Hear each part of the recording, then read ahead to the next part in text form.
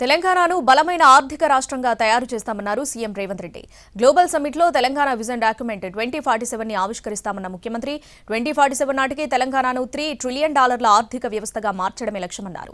మరోవైపు తెలంగాణ గ్లోబల్ సమ్మిట్కు శరవేగంగా ఏర్పాట్లు జరుగుతున్నాయి. తెలంగాణ రైజింగ్ కోసం విజన్, స్ట్రాటజీ అనే అంశాలతో ముందుకెళ్తున్నామన్నారు సీఎం రేవంత్ రెడ్డి. ప్రణాళికాబద్ధమైన అభివృద్ధిని సాధించాలంటే పారదర్శకమైన పాలసీలు ఉండాలన్నారు. గత అనుభవాల నుంచి నేర్చుకున్న పాఠాలతో భవిష్యత్తు ప్రణాళికలు రూపొందించామన్న ముఖ్యమంత్రి రాష్ట్రాభివృద్ధి కోసం తీసుకొస్తున్న అద్భుత పాలసీని జాతికి అంకితం చేస్తున్నట్లు చెప్పారు.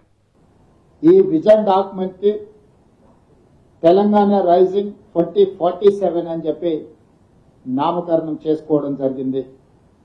ఈ తెలంగాణ రైజింగ్ లో రెండు ప్రధానమైన అంశాలు ఉంటాయి.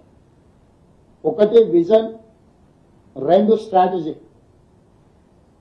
ప్రణాళికబద్ధమైన అభివృద్ధి సాధించాలంటే పారదర్శకమైన పాలసీలు ఉండాలి.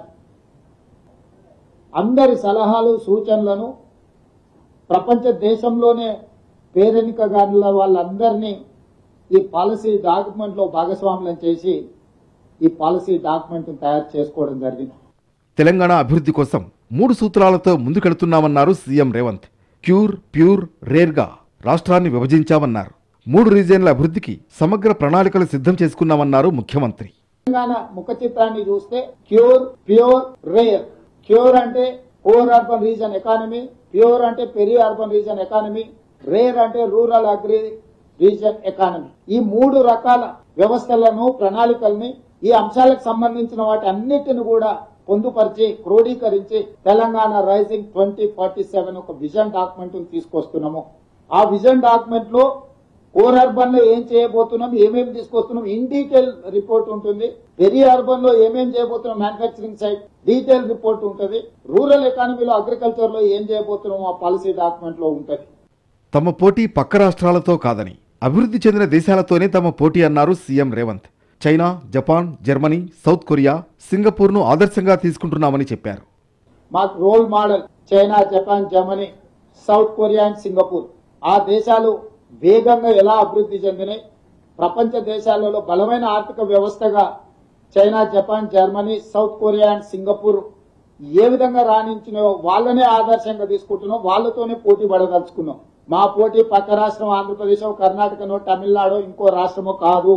మా పోటీ అభివృద్ధి చెందిన దేశాలే. ఈ నెల 8, 9న 2 రోజుల పాటు ఫ్యూచర్ సిటీలో ప్రతిష్టాత్మకంగా నిర్వహించనున్న తెలంగాణ రైజింగ్ గ్లోబల్ సమ్మిట్కు జాతీయ, అంతర్జాతీయ ప్రతినిధులను ఆహ్వానించాలని ప్రభుత్వం నిర్ణయించింది.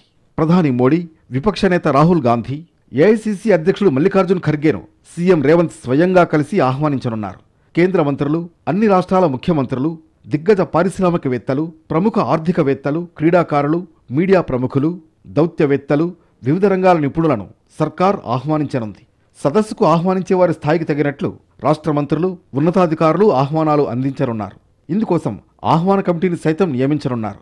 వివిధ రంగాలకు సంబంధించి ఇప్పటికే 4500 మంది ప్రతినిధులకు ఇన్విటేషన్లు పంపగా అందులో 1000 మంది సమ్మిట్లో పాల్గొనేందుకు అంగీకారం తెలిపారు.